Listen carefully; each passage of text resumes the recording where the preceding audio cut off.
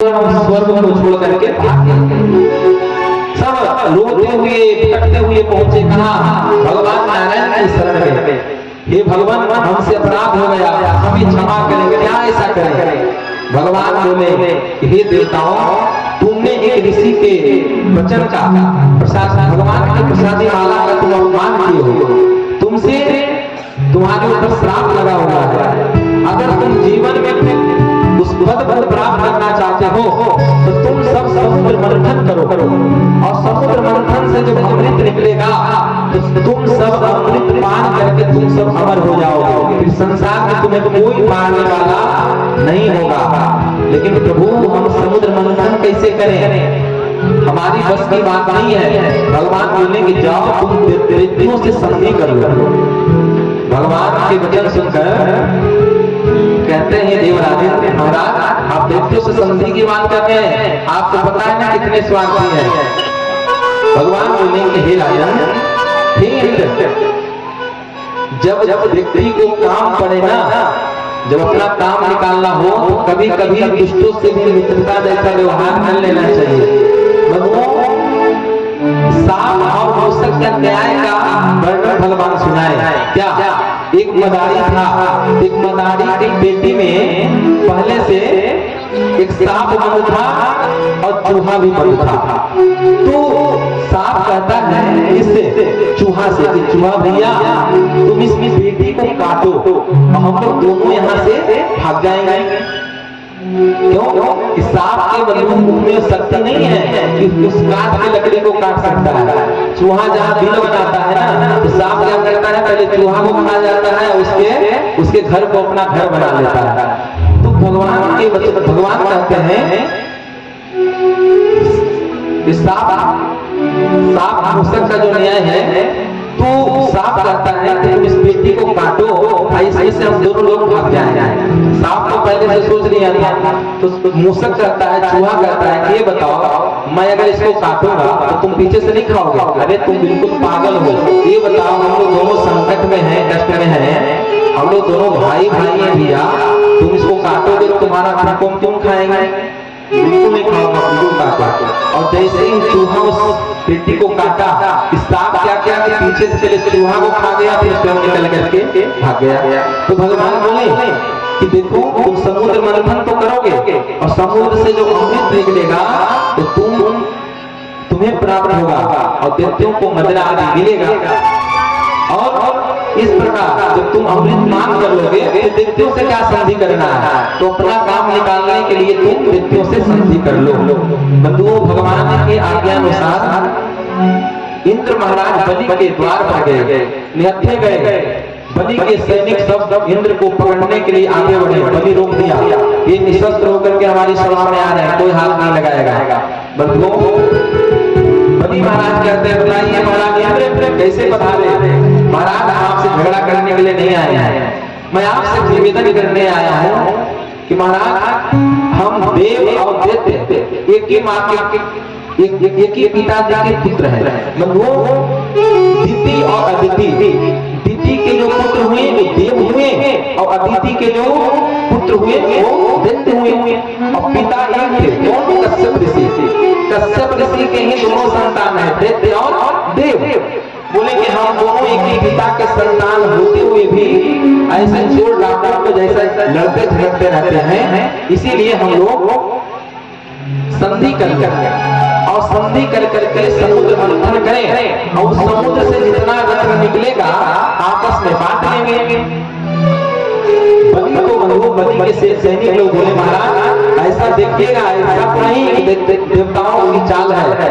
बलि बोले, कोई बात नहीं, अगर इनकी चाल भी होगी तो हम लोग समझ लेंगे, क्योंकि बलि को अभिमान था कि हमसे नहीं जीत सकते। दोनों में संधि हो गया। परिणाम क्या हुआ कि समुद्र मंथन करना है। तो समुद्र मंथन करने के लिए मंदराचल पर्वत को लेने के लिए गए। मंदराचल पर्वत को दैत्य देव उठाए और उठा करके चलने लगे ना, तो 2 डेग भी नहीं चले थे, मंदराचल पर्वत वहीं बैठ गया। अब वो देव और दैत्य मिलकर के भी मंदराचल पर्वत को उठा ना पाए। भगवान नारायण प्रकट हुए और बाएं हाथ से उठा कर के गरुड़ पर रखे और एक छलांग में पहुंच गए कहां? समुद्र में। समुद्र में जाकर के स्थापित कर दिया मंदराचल पर्वत को। बांसुरी नाग की नीति बनाई गई और वो यहाँ सुंदर देव और दैत्य मिल करके समुद्र मंथन प्रारंभ किए। लेकिन देवगण सारे सर्पों के मुख को पकड़े और दैत्य लोग सब उसको पकड़े। समुद्र मंथन प्रारंभ हुआ तो दैत्य कहता है कि देखो भैया, ऐसा तो नहीं कि देवताओं की कोई चालाकी है, हम लोग तो पकड़े हैं पूंछ और ये पकड़े हैं मुख। तो कहते हैं कि देखो हम लोग भी कोई छोटे मोटे नहीं है, हम लोग भी कश्यप ऋषि के संतान है और पूंछ अशुद्ध भाग होता है, हम दो मुख पकड़े। देव तो चाहते थे कि मुख पकड़े, तो दैत्य सब उल्टा ही करते थे। अब वो सारे दैत्यगण सर्प के मुख की ओर हो गए और सारे देवगण सब कुछ की ओर हो गए। लेकिन बंधुओं समुद्र मंथन प्रारंभ हुआ। जैसे ही देव और दैत्य मिलकर के समुद्र मंथन, जैसे माताएं दही भिगोती है ना, मथती है मथाने से, तो इस प्रकार से घर्षण करती है। दोनों दैत्य और देव मिलकर के समुद्र मंथन प्रारंभ हुआ। लेकिन बंधुओं समुद्र मंथन से निकला तो नहीं, समुद्र पृथ्वी में धंसने लगा। हे प्रभु रक्षा करो देवगण पुकारे।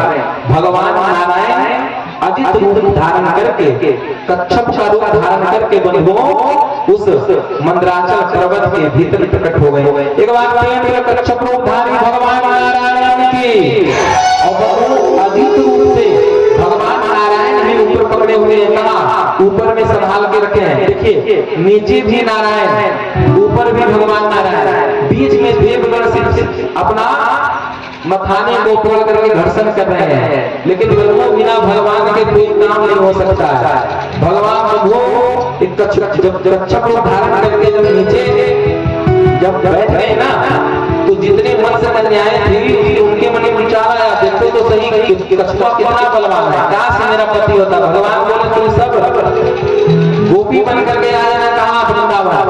आप कथा श्रवण करेंगे परसों की कथा में। ये बंधुओं मत्स्य कन्याएं गोपी बन करके गई थी कहाँ? वृंदावन में। बंधुओं समुद्र मंथन प्रारंभ हुआ, लेकिन समुद्र से कुछ तो निकला नहीं। हलाहल नामक विष सबसे प्रथम निकला। उस विष को देख करके सारे देव असुर घबरा गए। सब भगवान शंकर को स्मरण किए, हे भगवान शंकर आप ही अब इस पृथ्वी की रक्षा कर सकते हैं। भगवान शंकर को जैसे स्मरण किए, भगवान शंकर हाजिर हो गए।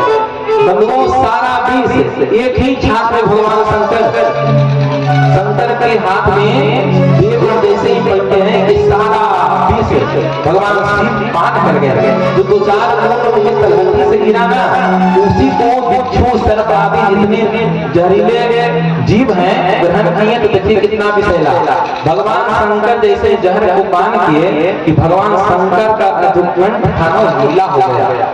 बंधुओं वो जहर भी शंकर भगवान के गले में आकर के आभूषण का काम करने लगा। ऐसा लगता था कि देवगण भगवान शंकर को मणि के रूप में मणि प्रदान किए हैं। अब बंधुओं भगवान शिव जी उसी विष को धारण करके भगवान नीचे भगवान के हृदय में, शिव जी के हृदय में कौन बस बैठते हैं? राम। और तो ऊपर राम और नीचे माँ, और बीच में बंधुओं विष को धारण कर लिए। तो शिव जी विष पान करने के बाद भी विश्राम की स्थिति में है।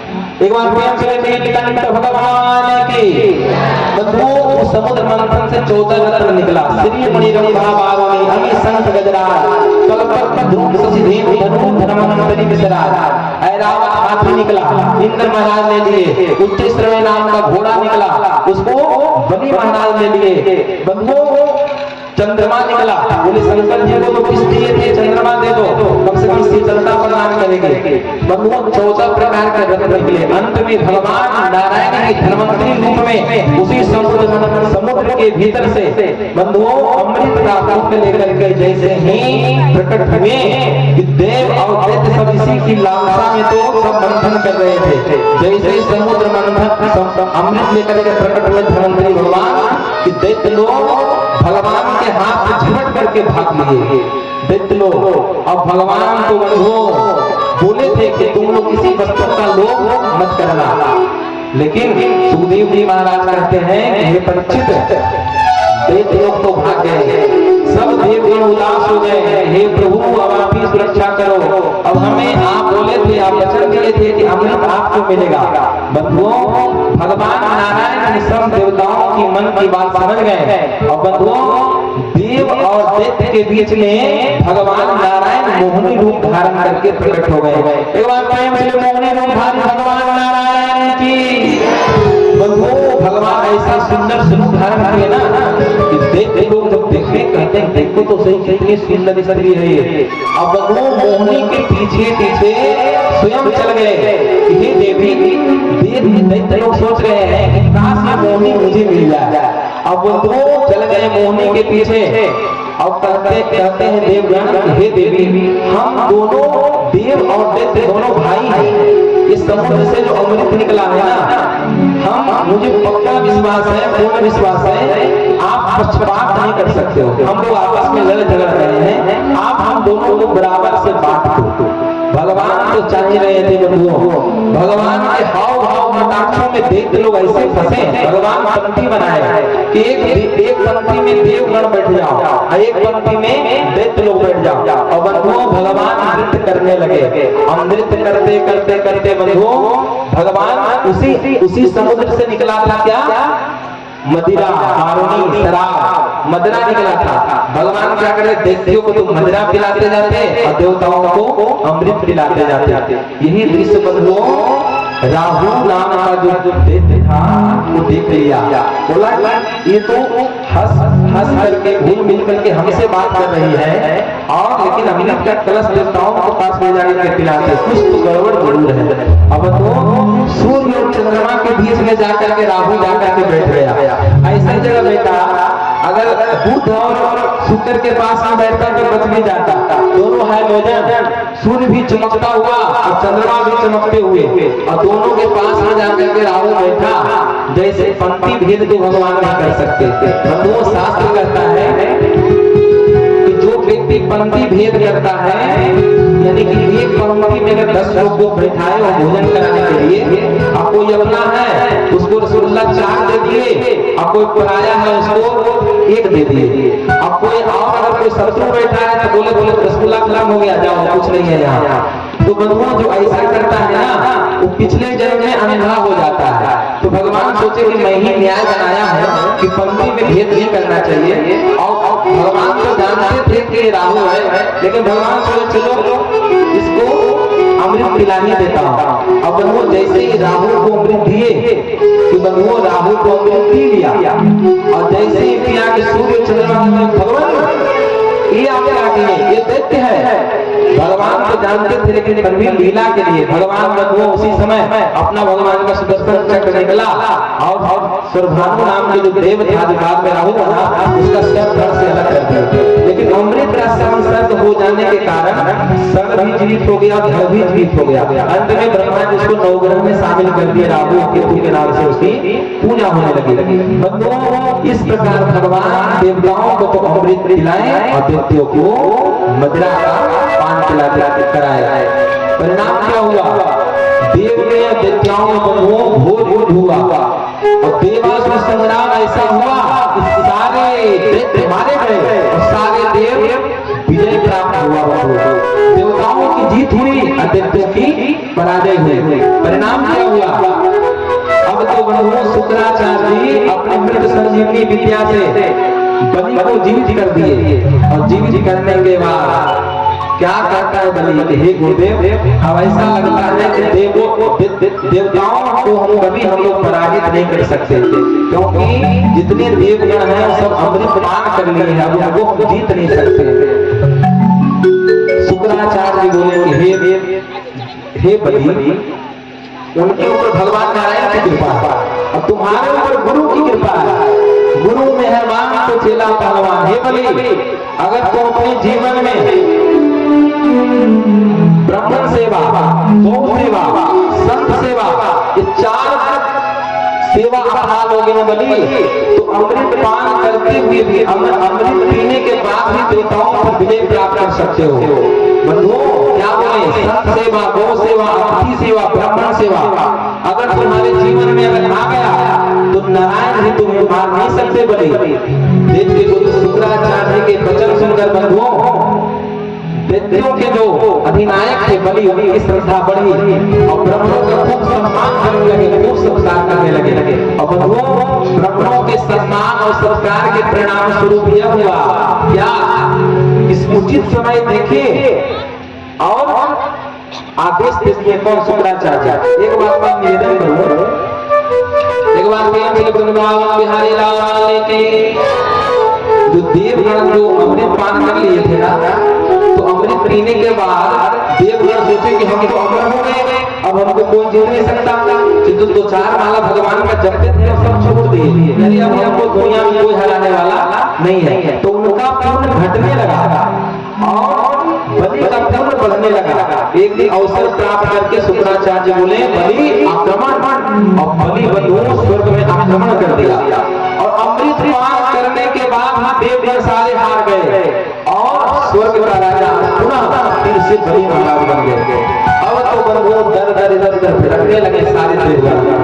लेकिन निवेदन करूं, जब जीवन में, जब पुत्र के जीवन में जब संकट आता है, कष्ट आता है, तो सबसे ज्यादा दुख किसको होता है? माँ को होता है, माँ को। आज देवताओं की जो माँ है ना अदिति, वो बंधु व्याकुल है, दुखी है। अपने स्वामी कश्यप जी से कहते हैं स्वामी अब ऐसा लगता है कि हमारे पुत्र इंद्र को अब राजगद्दी प्राप्त नहीं होगा, आप तो ऐसा उपाय बताइए जिससे हमारे पुत्र जो दर भटक रहे हैं उनके जीवन से संकट दूर हो। बंधुओं कश्यप ऋषि पयोव्रत बताया, फाल्गुन महीना जो भी महीना चल रहा है ना, माताएं ध्यान से सुने, जिन माताओं को पुत्र न हो रहा हो, फाल्गुन महीना में प्रतिपदा से लेकर के द्वादशी तिथि तक पयोव्रत किया जाता है। ये मैंने बता रहा, भागवत में वर्णन है। प्रतिपदा ये महीना जो चल रहा है भी, प्रतिपदा से लेकर द्वादशी तिथि तक पयोव्रत, दूध पी करके व्रत किया जाता है।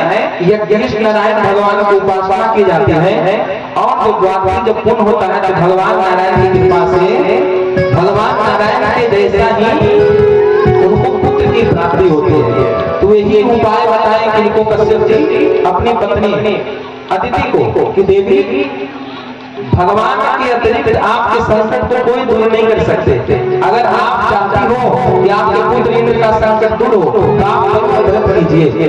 अब व्रत के प्रभाव से भगवान नारायण ही आपके गर्भ से जन्म लेंगे और वो चाह लेंगे तो संसार में कोई भी वस्तु अवशेष नहीं रह जाएगा। मधुओं माता अदिति की श्रद्धा बढ़ी, समय आया फाल्गुन का महीना, प्रतिपदा से लेकर के द्वादशी तिथि तक नियम और संयम के साथ में मां उपवास रही। परिणाम क्या हुआ बंधुओं? श्रोणायाम श्रवणद्वादश्याम मुहूर्ते अभिजिते प्रभु सर्वे नक्षत्र ताराभ्या चंद्रपुष्पत्र दक्षिणः। बंधुओं फाल्गुन महीना के द्वादशी तिथि को बंधुओं भगवान नारायण अदिति मैया के गर्भ से बंधुओं बामन के रूप में प्रकट हो गए।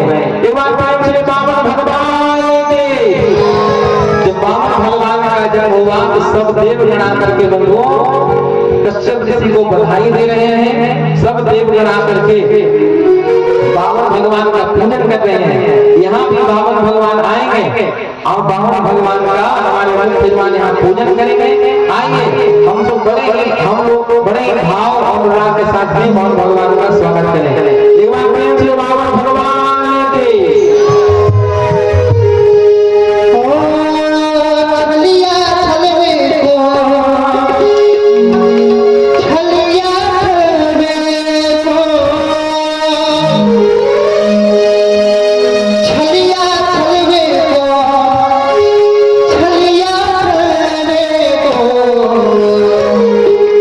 बामन रूप बना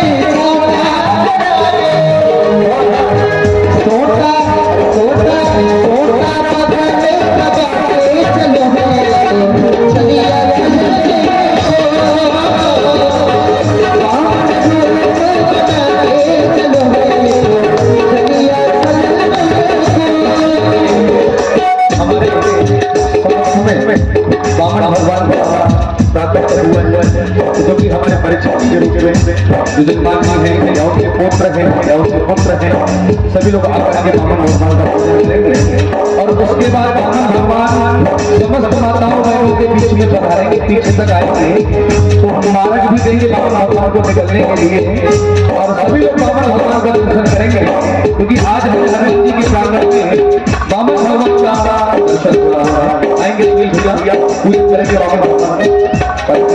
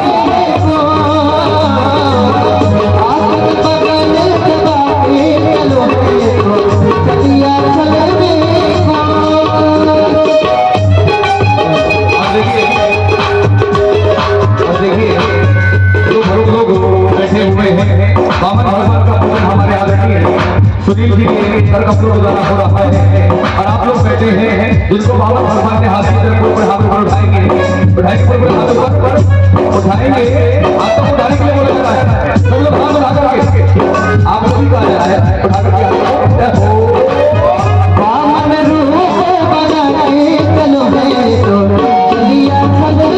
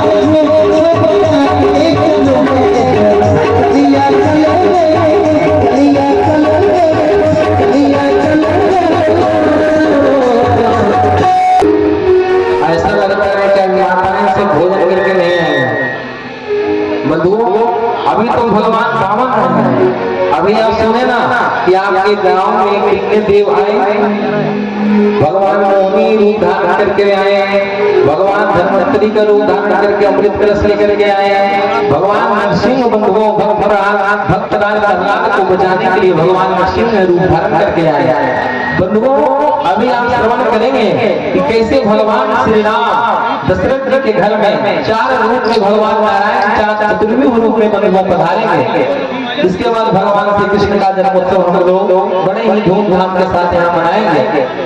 तो आइए आप यह कथा श्रवण करें कि कितना सुंदर रूप है प्रभु बामन के। छोटे छोटे चरण हैं, छोटे छोटे हाथ हैं, सुंदर मुखारविंद है, शंख जैसे ग्रीवा है, मुट्ठी भर का कमर है, 4 आंगुल का पेट है, मोती जैसे दांत है, टमाटर जैसे गाल है और बिंबा फल के जैसा ओष्ठ है। पूरा शरीर बंधुओं भगवान बामन का बामन अंगूर का सुंदर रूप धारण करके भगवान बामन पधारे।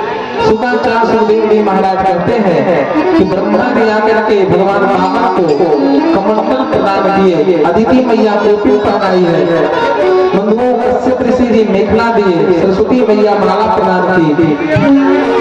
जितने ब्राह्मण देव थे वे सब भगवान रावण के चरणों में छठ पादुका पहनाए, आकाश ने छत्र समर्पित किया, कुबेर ने भिक्षा का पात्र दिया और बृहस्पति जी ने गायत्री मंत्र दे करके भगवान बाबा को दीक्षित किया, भिक्षा प्रदान किया। ये सारे सामग्रियों को लेकर के भगवान बाबा बृहस्पति जी के पास में गए, प्रणाम किए, बोले गुरुदेव ये भिक्षा के रूप में जो हमें मिला है मैं आपको समर्पण करता हूँ। बृहस्पति जी कहते हैं कि हे बाबा इतनी भिक्षा से काम नहीं चलेगी, अगर तुम मुझे भिक्षा देना चाहते हो ना तो स्वर्ग की संपत्ति मुझे ला करके दो। बंधुओं कहते जो आज्ञा गुरुदेव, और बंधुओं बृहस्पति जी की आज्ञा प्राप्त करके भगवान रावण जा रहे कहा बलि के द्वार पर भिक्षा मांगने के लिए। बंधुओं बलि की श्रद्धा बहुत बढ़ गई थी। बलि जब स्वर्ग की सत्ता को जब प्राप्त कर लिए तो दैत्यों के जो गुरु हैं शुक्राचार्य महाराज, शुक्राचार्य बोलेंगे हे बलि तुम अपने जीवन में इस पदवी पर बैठे रहना चाहते हो तो अपने जीवन में यज्ञ करना प्रारंभ करो। क्यों कि इंद्र वही बन सकता है जो अपने जीवन में 100 अश्वमेध यज्ञ किया हो। तो बलि की श्रद्धा बढ़ी और बलि यज्ञ करना प्रारंभ किए। भृगुकक्ष नामक क्षेत्र में नर्मदा के किनारे एक यज्ञ पूर्ण हुआ, दूसरा यज्ञ प्रारंभ, दूसरा यज्ञ पूर्ण हुआ, तीसरा यज्ञ प्रारंभ। और आज भगवान वामन बलि के द्वारा भिक्षा मांगने के लिए जा रहे हैं। सुखदेव जी महाराज कहते हैं धीरे धीरे भगवान बंधुओं पहुंचे कहाँ, बलि महाराज के द्वार पर। जब बलि की दृष्टि भगवान वामन पर पड़ी, बलि कहता है गुरुदेव देखिए, गुरुदेव देखिए, ऐसा लगता है कि साक्षात सूर्य नारायण ही आज दर्शन देने के लिए आया है। इतना सुंदर स्वरूप था भगवान का। शुक्राचार्य कहते हैं कि बलि सूर्य अगर नहीं होंगे तो चंद्रमा को वश होंगे। भगवान वामन के सुंदर स्वरूप को बंधुओं निहार रहे हैं। देखिए गुरुदेव ऐसा लगता है साक्षात सूर्य नारायण आ गए। और बंधुओं भगवान वामन धीरे धीरे कहाँ पहुंचे, बलि के द्वार पर। भगवान वामन का स्वरूप क्या है बंधुओं, छाता एक अपने छत्र को धारण किए हुए हैं भगवान वामन। यहाँ बिठा दीजिए, भगवान वामन का दर्शन करेंगे जब तक कथा चलेगी। बोले वृंदावन बिहारी लाल की।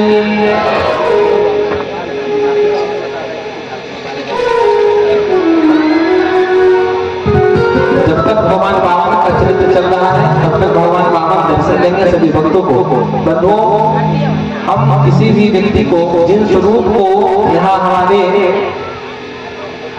श्री वृंदावन धाम से आए हुए श्री दशाचार्य स्वरूप पाठक के बनाते हैं, बंधुओं उस रूप में साक्षात भगवान का ही वास होता है। जब कोई भी मनुष्य जब उस स्वरूप को धारण करता है ना, उस स्वरूप में साक्षात भगवान नारायण का ही वास होता है। तो बंधुओं सुंदर भगवान का सुंदर स्वरूप का दर्शन करेंगे।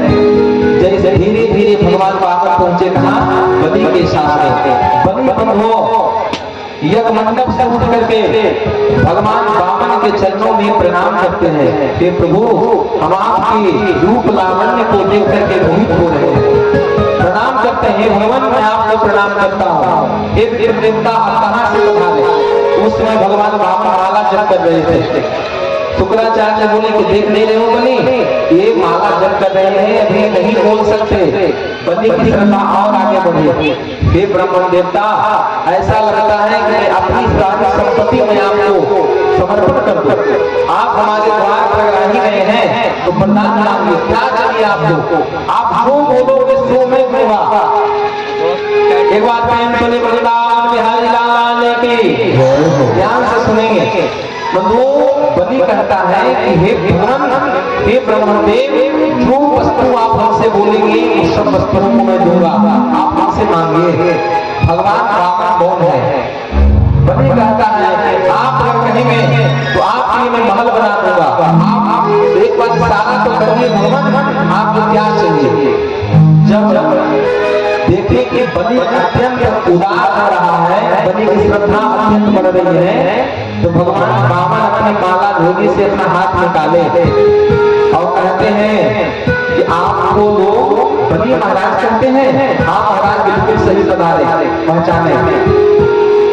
अरे आप अगर दान की बात करें इसमें क्या शर्त है? आप दानी, आपके पिता विरोचन वो भी दानी थे, आपके बाबा प्रहलाद वो भी दानी थे। अगर आप दान की बात करें महाराज इसमें क्या शर्त है? कहते हैं कि भगवान आप एक बार कहिए तो सही, आपको क्या चाहिए? भगवान कहते हैं कि हे बलि मुझे कुछ नहीं चाहिए, मैं संतोषी ब्राह्मण हूँ और संतोषी ब्राह्मण जितना रहता है उतने में खुश रहता है। अगर किसी को अगर तुम स्वर्ग की संपत्ति भी दे दो, अगर उसके मन में संतुष्टि नहीं है तो सुखी नहीं हो सकता है। बलि मुझे कुछ नहीं चाहिए। लेकिन वामन भगवान के स्वरूप पर बलु इतना मोहित हो चुका था, कहता है नहीं प्रभु बिना दिए हम इस मंडप से आपको जाने नहीं देंगे। तो भगवान वामन बोले कि ठीक है बलि, तुम अगर देना ही चाहते हो ना तो ऐसा करो कि हमारे पास में आसन तो है, धूप हो जाता है तो रहने के लिए छाता भी है, जब जगने के लिए माला भी है, जल पीने के लिए कमंडल भी है, लेकिन बैठने के लिए आसन नहीं है। क्योंकि पूरा अभी त्रिलोकी का साम्राज्य तुम्हारे हाथ में है, इस पूरा पृथ्वी के मालिक अभी तुम हो। तो आप हमें हमारे पैर से 3 पग भूमि का दान कर दो। एक बार पहले वृंदावन बिहार लाने की 3 पग भूमि हमारे पैर से दे दो। बलि जोर से हंसा रहे महाराज आप देखने में तो बिल्कुल बालक हैं और आपकी बुद्धि भी बालक के जैसे ही है। महाराज हम आपको 2-4 गांव देना चाहते हैं, आप कहें तो सोने का महल बना दो, आप कहें महाराज तो आपके लिए जो कहें कि सो करने के लिए तैयार है महाराज। और आप 3 पग भूमि मांगते हैं, 3 पग भूमि में आपका क्या होगा महाराज? बंधुओं बोलते हैं बस बलि मुझे और कुछ नहीं चाहिए। बलि तुम अभी बोले कि हम आपके लिए महल बना दो, ये बताओ महल बना दो कि उस महल में क्या करूंगा? अरे महाराज कैसी बात करते हैं? महल बनाएंगे तो आपका विवाह करेंगे, आप बढ़िया पति पत्नी के साथ उस महल में निवास करना, आनंद पूर्वक रहना, और क्या? बलि के वचनों को सुनकर भगवान वामन कहते हैं बलि ठीक है तुम मेरे लिए महल बना दोगे, मेरा विवाह भी करा दोगे, शादी भी करा दोगे, ये बताओ शादी के बाद 2-4 बच्चे भी तो होंगे? महाराज वो तो आप जानो बिल्कुल होंगे, बाल गोपाल तो गृहस्थों की शोभा है, बिल्कुल होंगे। तो बलि ये बताओ उसमें से 2-4 बाल गोपाल होंगे तो उसमें से 2 मरेंगे ही। महाराज उसमें क्या बात है, तो संसार का नियम है। अच्छा बलि ये बताओ मरने के बाद रोने की क्या व्यवस्था करोगे? मरने के बाद रोया जाता है ना, तो रोने के लिए क्या व्यवस्था करोगे बलि?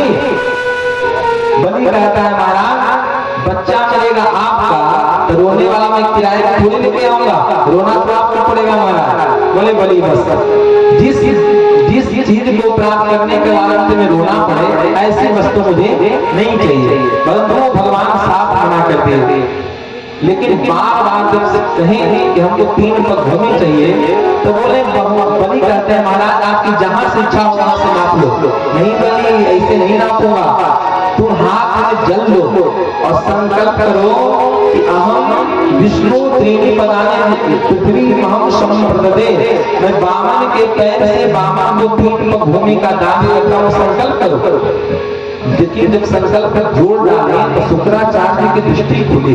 शुक्राचार्य सोचे कि 3 पग भूमि के लिए इतना बड़ा संकल्प करा रहा है, बलि की ख्याति तीनों लोगों में भी व्याप्त है। सब जान रहे हैं कि बलि के द्वार से कोई खाली नहीं जाता है। ये ब्राह्मण बार जोर दे रहा है कि संकल्प करो।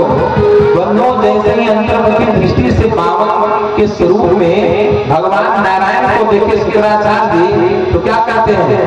ये सह पैरोसने साक्षात भगवान पुरुषे परा जन्यस्य ते तत्प्रियातम संभवं तु सुरस्त्रिया। अरे बलि ये वामन नहीं, ये 53 नहीं, ये साक्षात भगवान नारायण है जो देवताओं के कार्य को सिद्ध करने के लिए अदिति माता के गर्भ से वामन के रूप में के जन्म लेकर के आया है बलि तुम्हें ठगने के लिए। अगर तुम 3 पग भूमि का संकल्प दिए ना तो 2 ही पग में पूरा त्रिलोकी को नाप लेगा बलि, तुम मना कर दो, मना कर दो बलि, मना कर दो। बलि कहता है गुरुदेव अब तक भगवान हमारे सामने खड़े थे लेकिन हम भगवान को न पहचान पाए। कहते हैं ना कि बलिहारी गुरु आपने जो गोविंद दियो बताए। हे गुरुदेव अब तक भगवान हमारे सामने थे लेकिन फिर भी हम न देख पाए जब तक आपकी कृपा नहीं हुई। हे भगवान, हे गुरुदेव जब भगवान ही हमारे सामने आ गए हैं तो अब तो मैं अवश्य दूंगा। बंधुओं बलि को समझाते हैं कि बलि तुम मना कर दो, नहीं तो तुम्हारा पूरा राज्य 2 ही पग में नाप लेगा ये बाबा।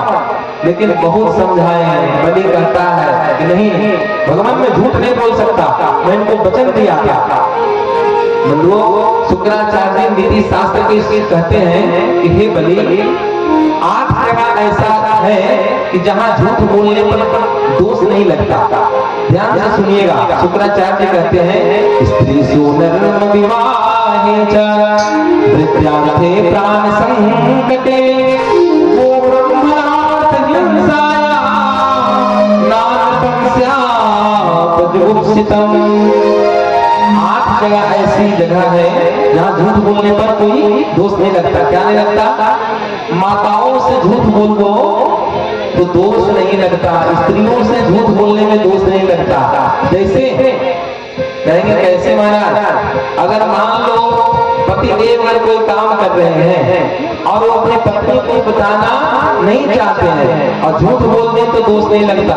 लेकिन बंधुओं 8 जगह स्त्री सुंदर में विवाह, बेटियों के विवाह में अगर झूठ बोल दी जाए, जैसे किसी बेटी का कन्या विवाह हो रहा हो और वहाँ अगर झूठ बोलने से उस बेटी का काम बन जाता है, उसका विवाह हो जाता है तो झूठ ही आपको स्वर्ग में लेके चले जाएगा। अगर वहाँ आप सत्यवादी बन जाते हो कि नहीं नहीं नहीं वो कन्या सही नहीं है, वहाँ शादी विवाह मत करना, तो बंधुओं सत्य ही आपको नरक के पास लेकर चला जाएगा।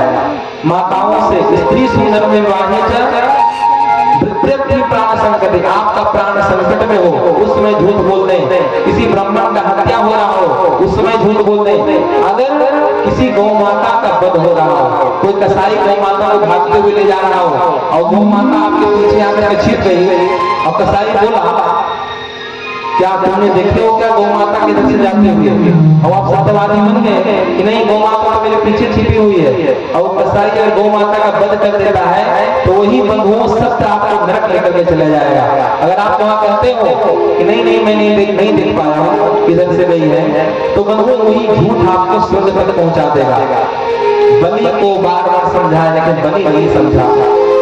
अंत में बंधुओं श्राप दे दिए शुक्राचार्य, जा बलि तू स्त्रीहीन हो जाएगा, अब तुम्हारे पास कुछ नहीं बचेगा। बलि कहते हैं गुरुदेव अब इनके स्वरूप को देख करके अब मुझे कुछ भी इच्छा नहीं रही। बंधुओं उनके गुरुदेव के श्राप को भी सुधार कर लिए, संकल्प हुआ। और जैसे विष्णु पुराण में यहाँ तक वर्णन है बंधुओं कि शुक्राचार्य सोचे कि न जल गिरेगा न चेला लूटेगा, तो कमंडल में बैठ गए टोटी में, और जैसे ही भगवान वामन जल डालने लगे ना बलि के हाथ में तो जल ही नहीं गिरेंगे। भगवान वामन सोचे कि क्या इतना देर से प्रयास कर रहा हूँ जल नहीं गिरा, अच्छा ऐसा लगता है मेरे कमंडल में कुछ गंदगी फंस गई है। अपना एक कुसा जो रखे थे उसमें से कुसा निकाले और जैसे टोटी में डाले ना कि शुक्राचार्य बैठे थे उसी टोटी में, तो शुक्राचार्य का एक आंख पधरा गया, एक आंख फूट गया। यानी भगवान बताना चाहते हैं जैसे ही आंख फूटा है कि जल गिरा, भगवान बताना चाहते हैं कि गुरु वही श्रेष्ठ है जो सबको एक दृष्टि से देखे।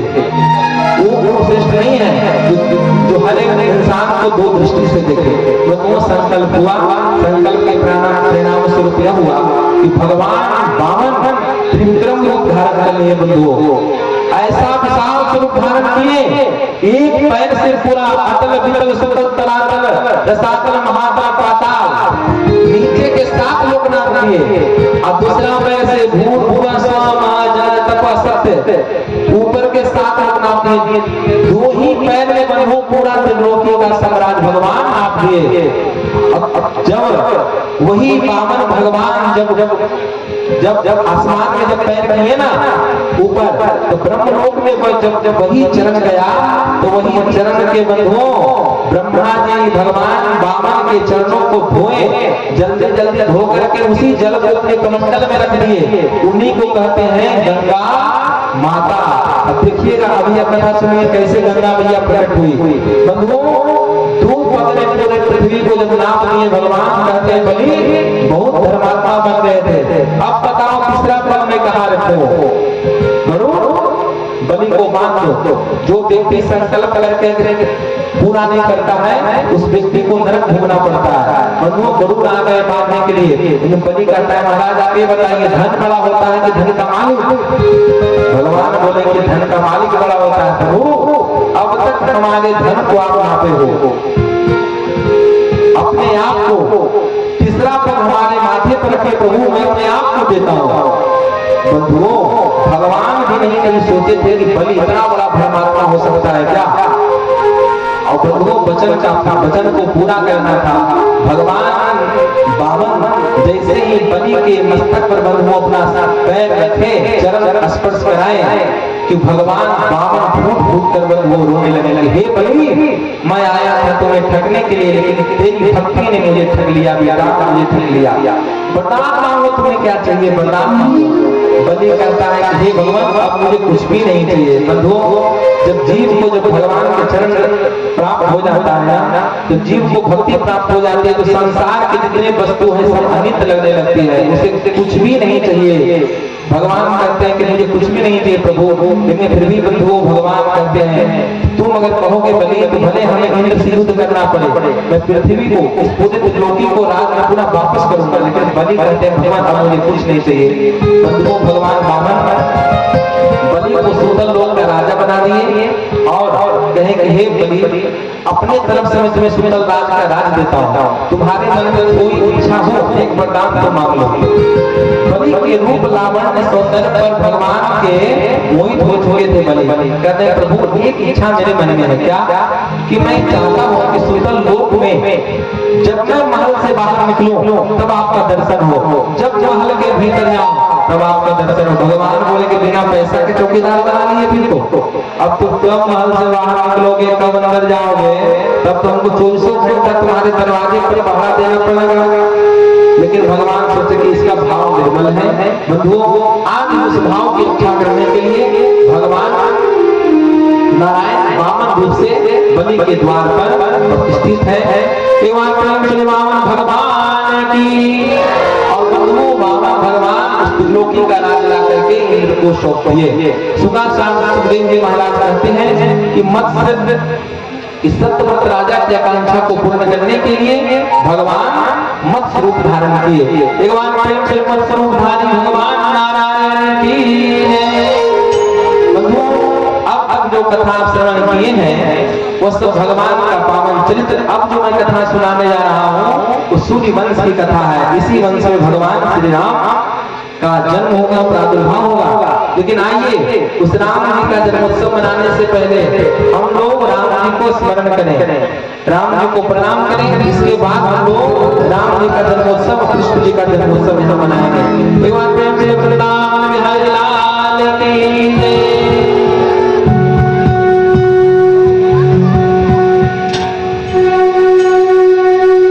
तेरी मर्जी का मैं हूँ गुलाम, तेरी मर्जी का मैं हूँ गुलाम, मेरे मेरा मेरे